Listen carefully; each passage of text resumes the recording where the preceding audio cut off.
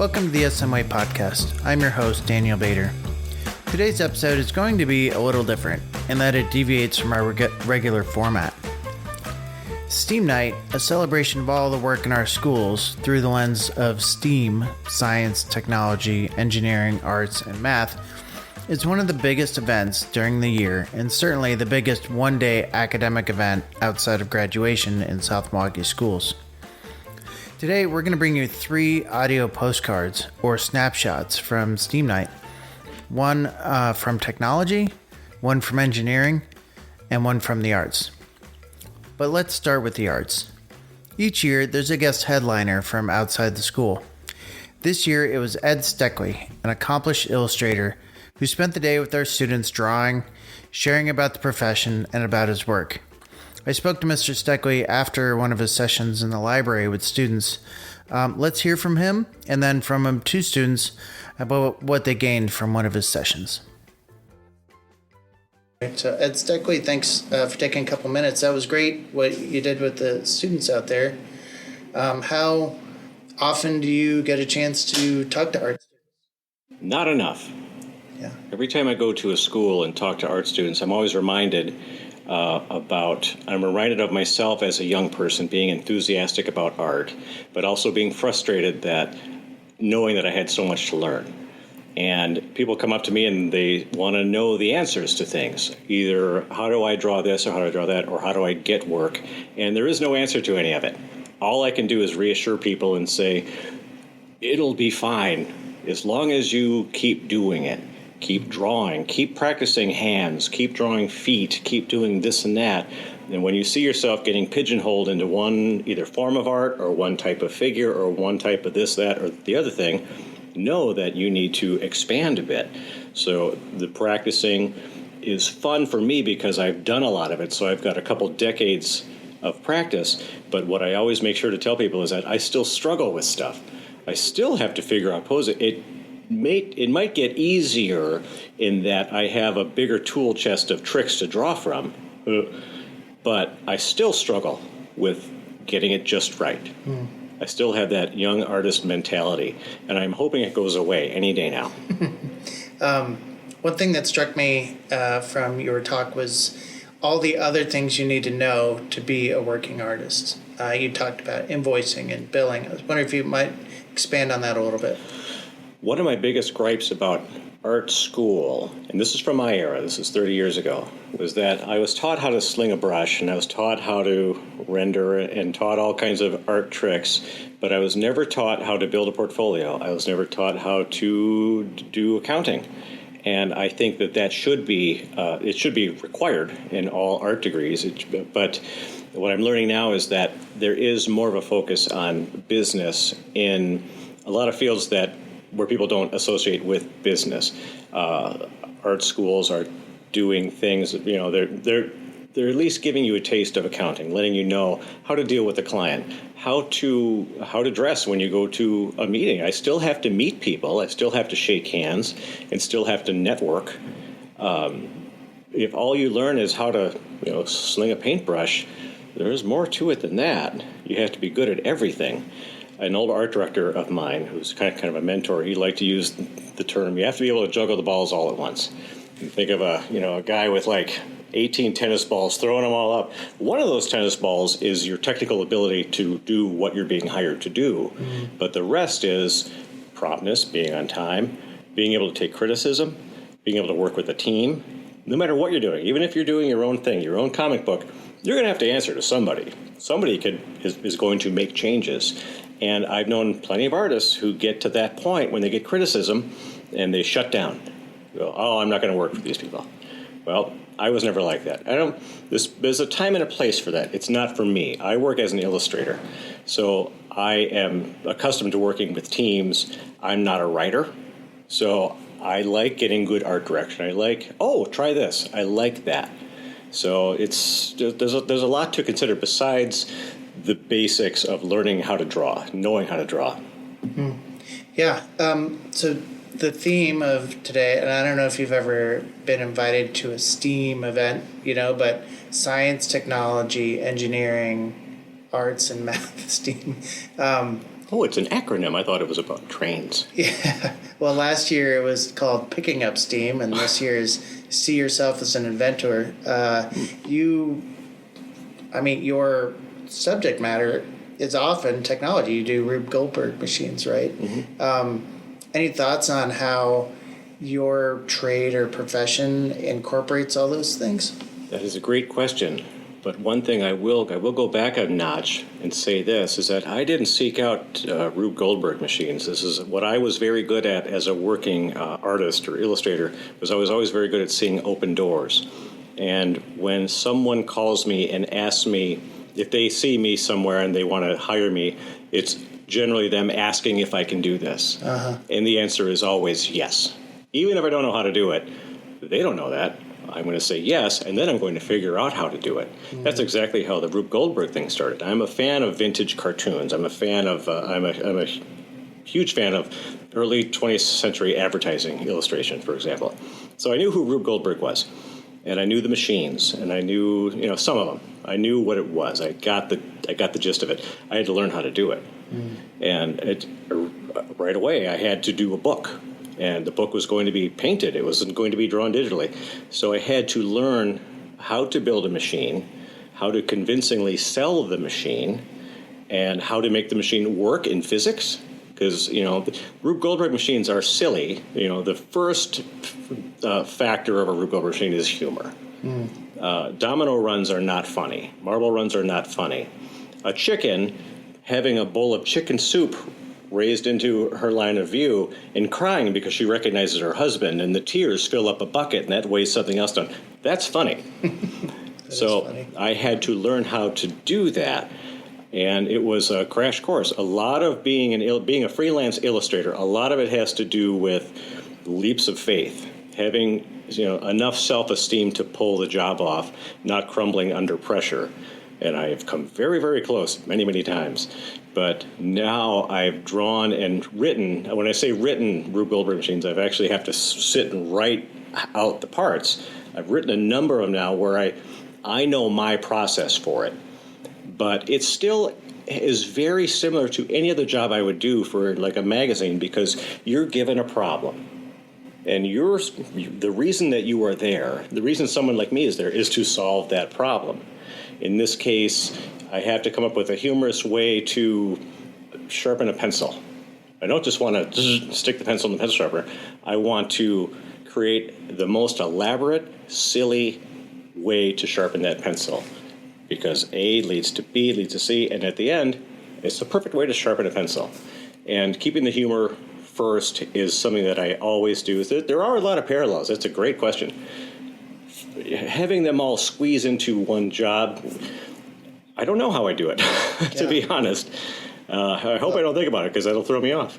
Well, you just described the whole acronym in one project, Good, I need that in writing. Yeah, right, I'll notarize it later. Well, Ed Steckley, thank you so much for taking the time to chat with us today. Any final thoughts? Anything I left out? Nope, it's good to get out from behind the drawing board. Thank you for having me. Yeah, thanks for being here for our students. My pleasure. Okay, so let's first just tell me your first names. Angela. Sam. Sam, nice to meet you guys. You're artists. Right? Is this something you want to do with your career? Is this something you're interested in? What is it? It's something I'm interested in, but I think I already had my career set out, but I would definitely try to do it as a side job maybe in the future. What is that? What do you want to do you think? I want to do something with like the environment, or like environmental science is kind of, so I'm going into a science major, so art's not really in there. How about you, Sam? I do definitely want it to be like my main focus. My main choice is to be an art teacher, and then maybe even on the side do like freelance storyboard animation for people, and or just freelance anything. Sure. So this is for either of you. What impressions did you have today hearing from someone who has had a career in art? I thought it was really cool, and really nice to see what someone's opinion and thoughts were on it, how he was able to make it into a career. Mm-hmm. That was really cool. What about you, Sam? The way he explained everything, like, he's been doing it for a while, and just the talent in general of the main thing he focused on and focuses on still to this day is caricatures. Mm-hmm. So it is really interesting, and I do like it. What's something that you had never considered before that maybe you heard today? I already kind of knew about the whole body, but that it was such an emphasis on, like, the feet and everything, because obviously everything tells a story, but, like, I never put too much thought on it too much, so it was definitely interesting hearing about, like, feet placement, or, like, the legs, or how the body is. Body posture and the anatomy of the human skull. I haven't really heard anyone explain it that way before. Yeah, about sunglasses. Like It was definitely cool. Yeah, it was my favorite part. You know what I was excited he talked about was that the other things he needs to know. How to make an invoice. How to write an email that's going to get him a job. How It wasn't just art. It was nice. Yeah, and using the technology that he has, right? Because I always think science, technology, engineering, arts, and math, right? And it almost seems like the arts was tucked in there. Yeah. But you can see how he's using each of those things. Yeah, with the shapes and, like, the proportions of what something has to be, and then, like, the iPad that he's using. Even though he doesn't like it, he's still using it because it's his job, but he's still having fun while doing it. Yeah. Right. Damn. Next up is technology. One of the activities during STEAM Night was using a cell phone to program a drone vehicle through a cardboard course. It's something our high school students do, and we'll hear from a teacher about why playing with robot cars is educational, and from a senior about what our career and technical education program has meant to him. Joining us now is Ben Quartermont, technology and engineering teacher. We're talking about what his students are doing during STEM Night. What are you holding there? So I'm holding a Meeper bot. So this is a little remote control robot that students can control with their phones. They're Bluetooth compatible, and they have some little Lego attachment spots. So I should explain. It's got 4 wheels. 2 in the back or the front are smaller than the ones on the other side. They're orange, and they got little black rubber wheels on them. Yeah, so we use these to do some rudimentary coding, so introducing like startup functions and loop functions, so students can program these to solve mazes and different sorts of obstacle courses. And then one thing that I like to do is have them do little demolition derbies with them, so they can design attachments to go on top of them and then sort of battle it out.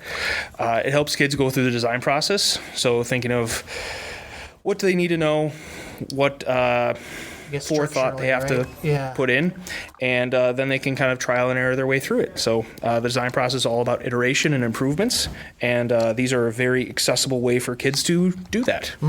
With the programming, is it like autonomous, like I guess we've heard from the first Lego League and past ones, right, where you press go and it follows a course, or is this more? Super similar. Yep. Yeah. I would say basically exactly the same. All the coding is done on the student's phone.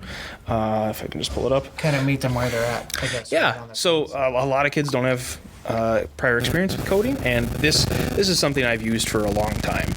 So it's super accessible, like K through 12. Like all the kids are always super excited to use these. Sure. So how many kids are you going to have tonight? Do you have tonight doing? I believe we have 8 kids from our CNC manufacturing class, and then a few girls from our SWE, or Society of Women Engineers program. That'll be coming to help out tonight, and we have a little demolition derby setup, and then a few obstacle courses for the kids to program and get their bots through. Nice. Did they have to practice ahead of time and for the presentation, or how did it work? Mr. Jekyll did a lot of the legwork on that, so we were co-teaching it, but now we are not. Okay. And then, so how did you get these? Where'd they come from? So I went to the University of Whitewater, and initially I worked with Wade Tillett. He was my professor there, and we ran a STEAM club after school at the local middle school. So I got paired up with them, and they had donated some to that club, and I really liked that. So I had bought them right after high school, or right after college, and I was like, hey, we should probably get these to more areas in the school so they can be used for stuff like this and for other outreach events. Sure. And was there a grant tied to this? Or Yes. So Chris Daniels does a wonderful job getting us grants. So this is tied through the PPG grant and the Adopt a Classroom. So it's always very appreciated that all he does, and grants help fund a lot of our work. Sure, that's great. Anything else that we want to talk about with this, or? Not especially. I really like them though. They're fairly inexpensive, and I think they're a really good way for kids to kind of get acclimated to some of the introductory things to coding, and they're just pretty fun to work with. So.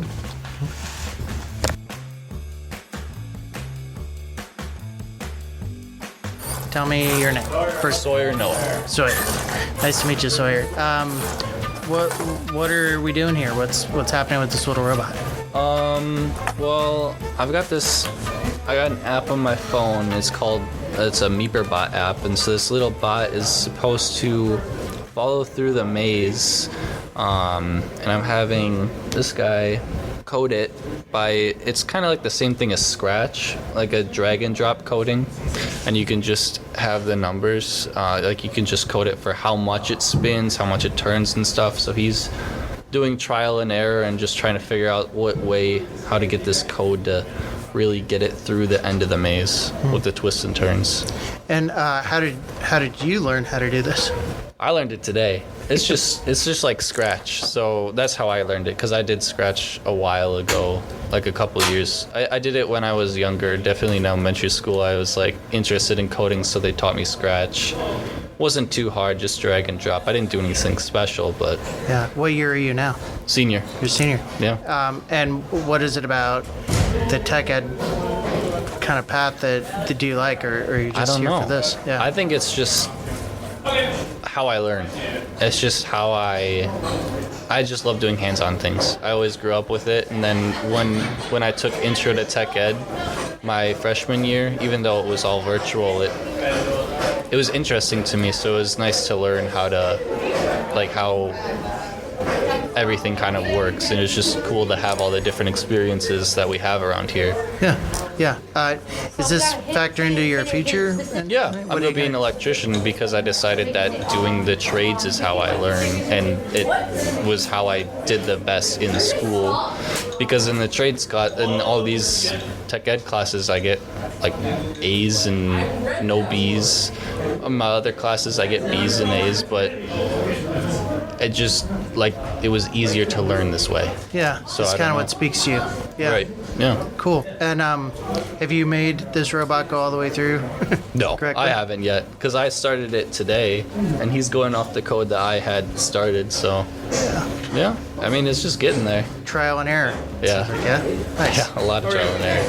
Right, thank you. Of course. Finally, engineering as a team sport. The Rocket Robotics team is a pretty intense and fun after-school activity. They unveiled their latest robot at STEAM Night and shared what it was and what they want to do with it.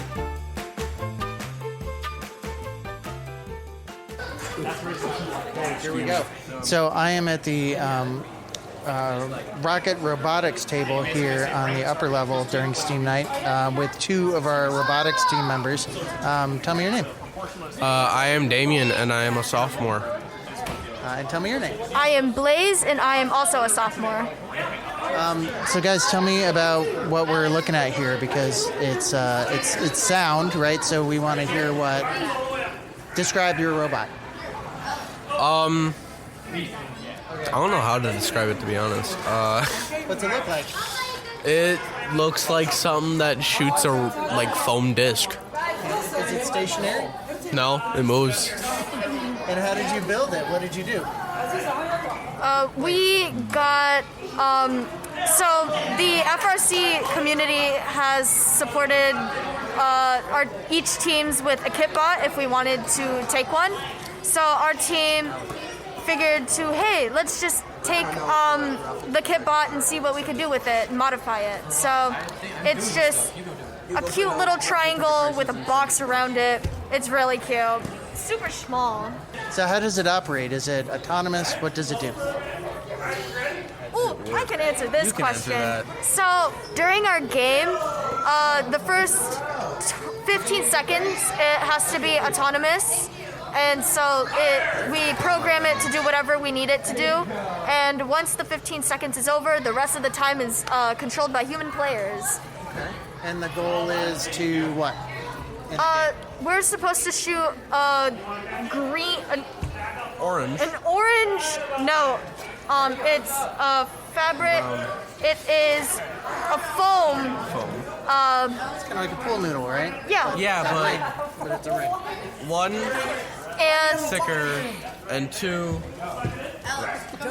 we're supposed to shoot it in quote unquote amps or I think just mostly amps because that's what our bot is mostly doing. But there's also speakers, I believe, and then there's also a climbing capability where we have to climb onto a chain fence. And yeah. How did you actually assemble it? Do you have to like get a toolbox out and like, put it together bolt by bolt? Most likely. Probably. We're not part of build. Oh, you're not part of build. So you guys Neither are of us what? are marketing. Marketing. Yeah. So what does that mean? What do you do for marketing? We handle like social media, getting partnerships, aka sponsors. Recently we got one from Milwaukee Tool for $1,000. Yep.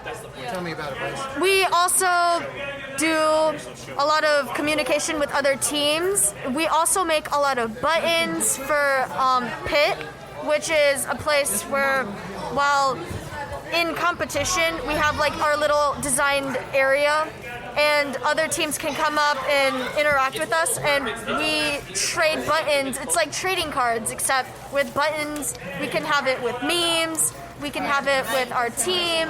We can do whatever we want. And we also take charge in making sure that we also control food, so we make sure that people also get the food that we need. We have a designated mentor for that too. We do. Nice. Food lady. So you guys are you're the face of the robotics team. You're the ones telling everybody about what's going on. Basically, yeah. So I found the right people to talk to. Yep. Yeah. All right, well, thank you guys.